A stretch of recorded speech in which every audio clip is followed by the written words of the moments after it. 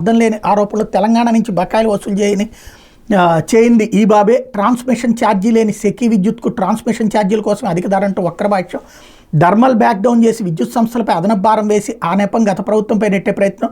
మిగులు విద్యుత్ ఉండగా అధిక ధరలకు పీపీఎల్ కుదిర్చి డిస్కంలను అప్పుల కుప్పలు చేసింది టీడీపీ. ప్రాజెక్టు అంచనాల వ్యయాలు పెంచి జాప్యం చేసింది చంద్రబాబు. వాస్తవాలు దాచి విద్యుత్పై వైట్ పేపర్ పేరుతో సీఎం చంద్రబాబు ట్వీట్లు. టారిఫ్ పెంపు ట్రూఅప్ తగ్గింపుపై మాట దాటవేత అంటూ శ్వేతపత్రం యథార్థాలు చెబుతుందని అర్థాన్ని వదిలేస్తే జస్ట్ తెల్ల కాగితం.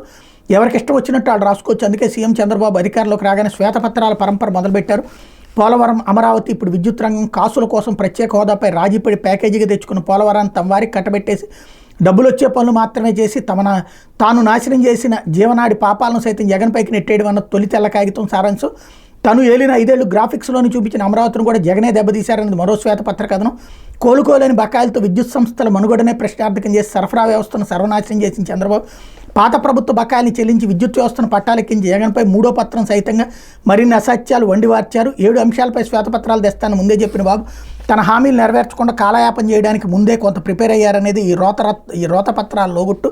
ఇక విద్యుత్పై శ్వేతపత్రం విడుదల సందర్భంగా ఏర్పాట్లు సరిగా లేవని ఉద్యోగులను బెదిరిస్తూ బాబు తన సహజ ధోరణి ప్రదర్శించారు.